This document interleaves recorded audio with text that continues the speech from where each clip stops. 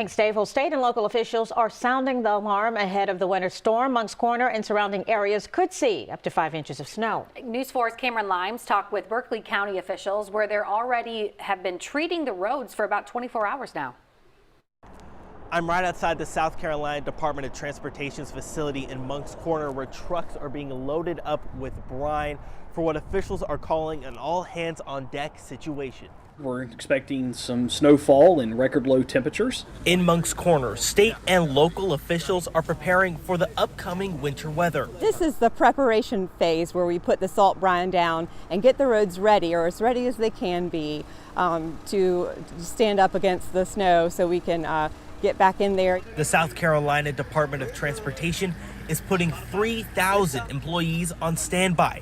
According to officials, they have been treating the roads since yesterday. They've been able to treat all the interstate here in Berkeley County yesterday, today, and tonight. That'll be 3 passes over the interstates. Berkeley County leaders are warning of extreme cold temperatures and asking the public to prepare their homes. I've seen some estimates that say that it could be down into the single digits, which is something we're definitely not used to here in the Lowcountry.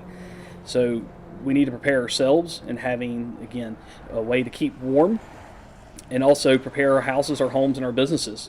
Emergency Management Director Cole Shirley expects to see impacts into next week. Cold temperatures are going to continue into next week. It's going to be cold winter-style temperatures, but we are concerned about the Monday morning commute.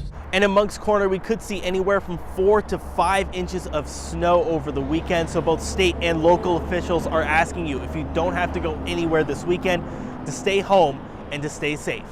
From Moncks Corner, Cameron Limes, News 4.